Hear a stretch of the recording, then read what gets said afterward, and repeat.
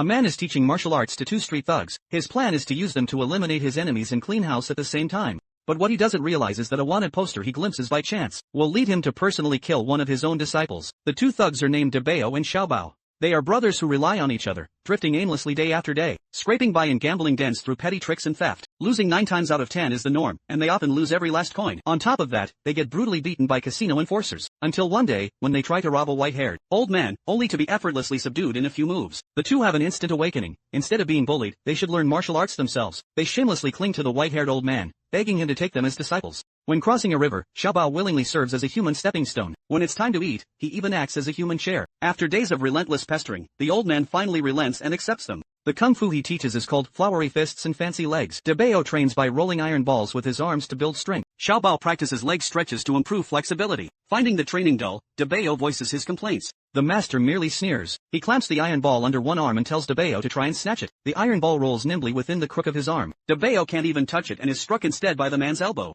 Only then does he realize that mastered properly, this kung fu is anything but superficial. Their confidence surges, and the brothers train relentlessly day and night. Half a year later, their skills show real progress. At a market, they run into bullies collecting protection money, perfect targets to test their skills. Dabeo's flowery fists are fierce and powerful, while Xiaobao's fancy legs are swift and agile. After a few exchanges, the bullies were utterly routed.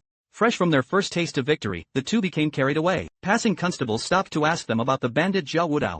But they paid it no mind. The portrait on the wanted poster was none other than their master. Unrepentant as ever, the brothers took the reward money and headed back to the gambling den. This time they won by cheating, but the house caught them red-handed. A brawl immediately broke out. Now far stronger than before, the two put their hard-earned skills to use, beating the enforcers into complete disarray. But just as they were about to split the money, a fat beggar slipped away with the pouch. They chased him down to demand answers, only to be humiliated again. Xiaobao's kicks were fast, but the beggar's footwork was even more agile, like a monkey. He weaved left and right, making all of Xiaobao's strikes miss. Dabeo moved in to flank him, but the beggar slipped past with ease, causing the brothers' blows to land on each other instead. Only then did they realize there was always someone stronger. Dejected, they returned to their master's home, only to run into two unexpected visitors, a monk and an effeminate-looking fighter. Upon learning they were disciples of the white-haired master, the visitors revealed hostile intent. The brothers joined forces against the monk, with Dabeo striking the upper body, while Xiaobao focused on the lower body, briefly gaining the advantage. But once the effeminate fighter joined the fray, they were quickly defeated one by one. Their opponents chose not to kill them. They left only a message, telling the white-haired master to face them at Lingshu Temple. Only after the enemies departed did the master emerge from hiding. He told his disciples that the two were his sworn enemies, formidable when fighting together.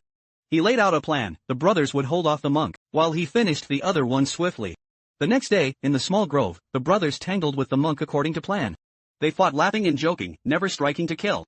Meanwhile, their master struck with lethal intent, every move ruthless. With a swift and ferocious assault, he quickly finished off the effeminate man. He then turned and joined the fray, snapping the monk's neck with a single eagle claw strike. The sheer brutality left the brothers utterly shaken.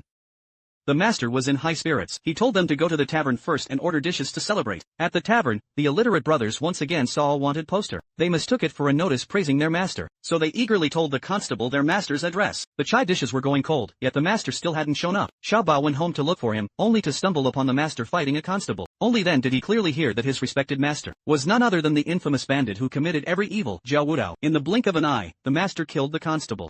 He disposed of the body and prepared to flee. Just then, the unsuspecting Dabeo arrived. He dragged Xiaobao out from his hiding place. With the secret exposed, murderous intent flashed in the master's eyes. He struck like lightning, clamping Xiaobao's throat with a single move. The blow crushed his vocal cords, leaving him unable to speak. Dabeo stepped in to reason with him, but it was useless, forcing the brothers to fight back together. But a master teaching disciples always held something back. He unleashed his true killing art, the serpent-shaped eagle hand. The brothers were beaten until they couldn't fight back at all. At the critical moment, Dabeo clung tightly to the master's leg and told Xiaobao to run. The next second, the master snapped Dabeo's neck with a scissor kick.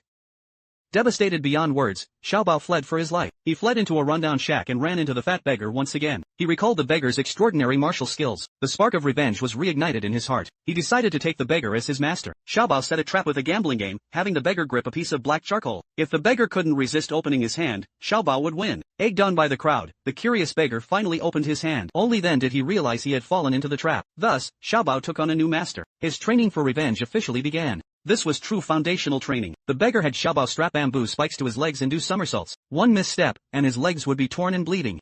He made him wear heavy iron shoes and practice dodging swinging wooden clubs.